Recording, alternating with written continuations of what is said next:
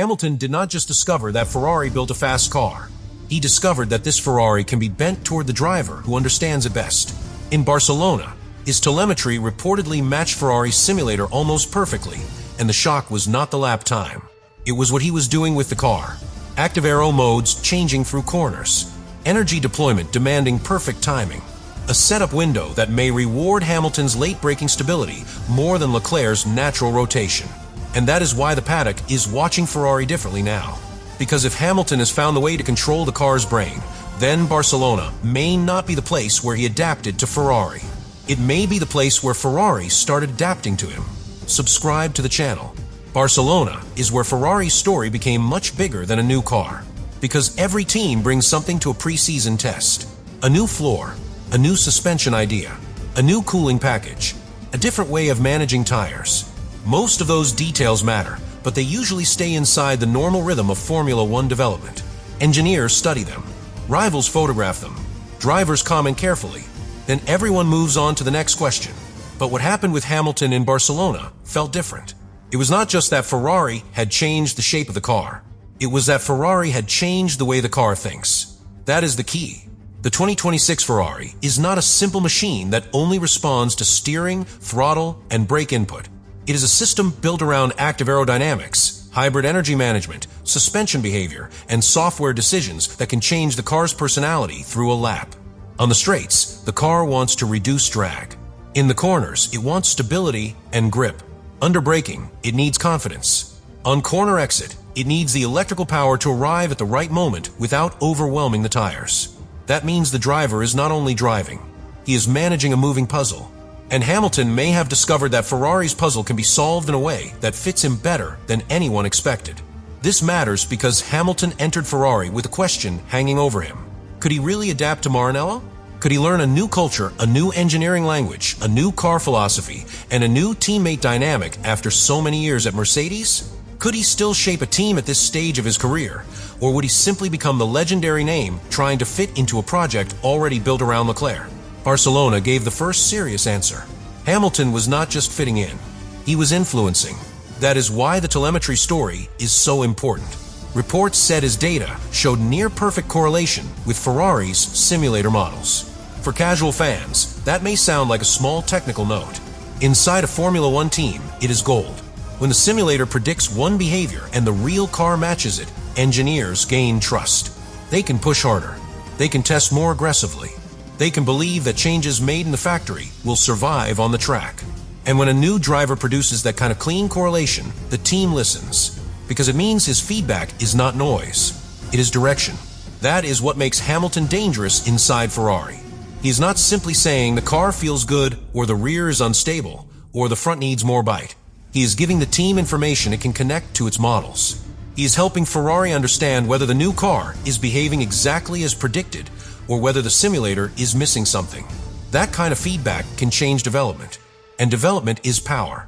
The reason Barcelona shocked people is that Ferrari's new car is built in an era where development is no longer just physical. Of course, the suspension matters. The floor matters. The weight distribution matters. But now the software behavior matters just as much. The timing of the active aero transition matters. The way the car switches between low drag and high downforce matters. The way the energy is deployed and recovered matters. The driver's ability to anticipate those changes matters. Hamilton has spent his career mastering exactly that kind of complexity. He knows how to feel a car at the edge of stability. He knows how to carry speed into a corner without asking too much from the rear. He knows how to save the tires while still looking fast. He knows how to speak to engineers in a way that turns a feeling into a setup direction. And Ferrari may have realized that this is not just useful. It may be central to unlocking the car. That is where the Leclerc question begins. Leclerc is not just another teammate. He is Ferrari's homegrown leader, the driver who carried the team through years of frustration, the driver who understands its emotional weight. He has raw qualifying speed, and he has a natural feel for a rotating car. He often likes sharpness. He likes a car that helps him turn in the middle of the corner, one that gives him freedom to place it exactly where he wants. Hamilton's preference is different. He wants a stable platform. He wants confidence under late braking. He wants to carry high entry speed without the rear stepping away from him. He wants the car to stay calm when he asks for commitment. Those two styles can both produce lap time, but they can pull a setup in opposite directions. And the Ferrari 2026 car appears to sit right in the middle of that conflict, because active aero changes how the car behaves when the driver enters a corner. Suspension geometry changes how stable the car feels when a load transfers. Hybrid deployment changes how the rear tires respond when power arrives. If the car is tuned toward Hamilton, it may become more stable and efficient over long runs. If it is tuned toward Leclerc, it may become sharper and more alive over one lap. Ferrari cannot ignore either version.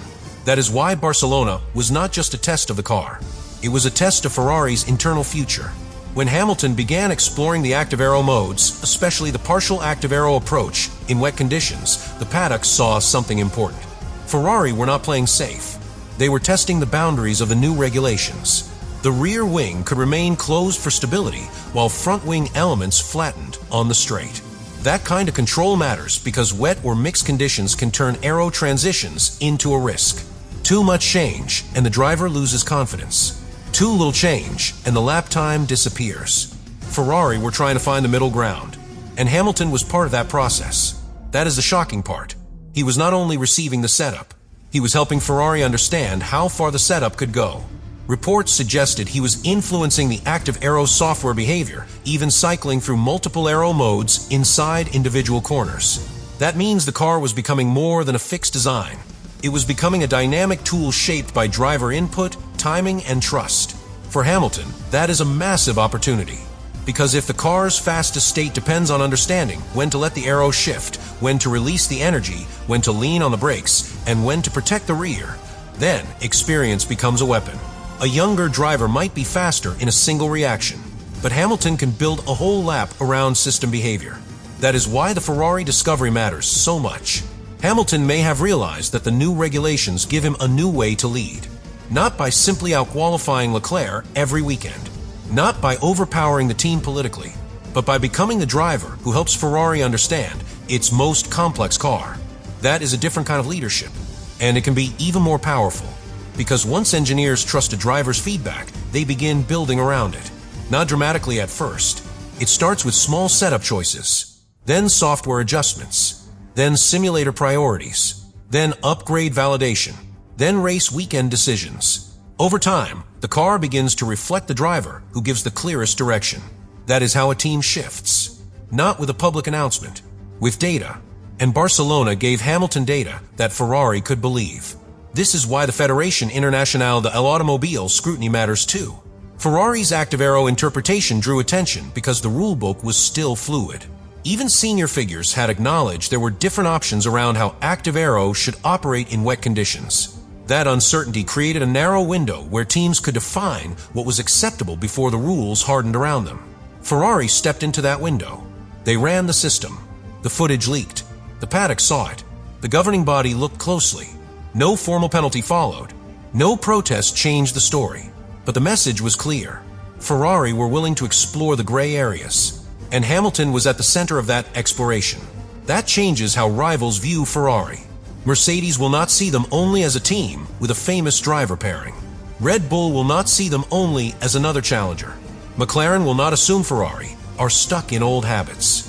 If Ferrari are combining aggressive active aero interpretation with Hamilton's ability to guide development, then they become more dangerous across the season, not just at one race. Because the first version of a new regulation car is rarely the final answer.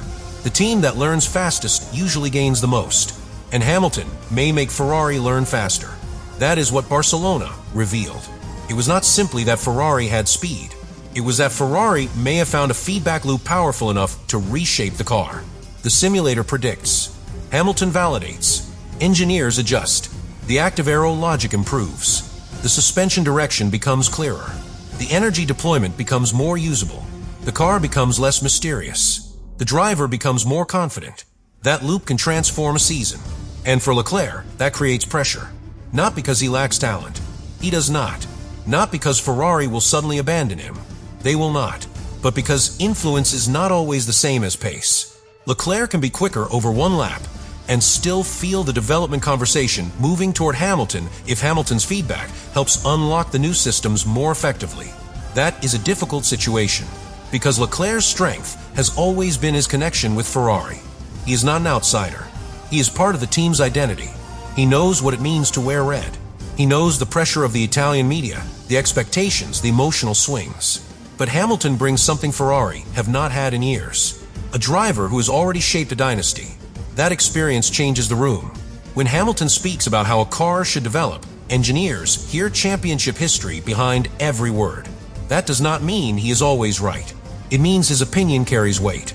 And when his telemetry backs it up, the weight becomes much harder to resist. That is why the internal Ferrari battle may become one of the most fascinating stories of the season. Is not only Hamilton versus Leclerc on the stopwatch. Is Hamilton's development influence versus Leclerc's established Ferrari authority? Is stability versus rotation? Race pace versus qualifying sharpness? Experience versus continuity? A new Ferrari identity versus the old emotional core? And Barcelona may have been the first place where that battle became visible. The strange thing is, Ferrari may need both drivers to make this car work. Hamilton can guide the system-heavy, long-run, energy-efficient side of the project. Leclerc can keep the car sharp, responsive, and explosive over one lap. Together, they can give Ferrari a wider understanding of the car than either driver could alone. But that only works if the team manages the tension. If the car begins to favor one direction too much, the other side of the garage will feel it. If Hamilton's active aero preferences become the development path, Leclerc may lose some of the front-end freedom he wants. If Leclerc's rotation preference dominates, Hamilton may lose the stable platform he needs to carry high entry speed. That is the knife edge Fred Vasseur has to walk. He cannot let Ferrari become divided too early, but he also cannot ignore the driver who appears to be finding the deeper logic of the new machine. That is why Hamilton's discovery is so important.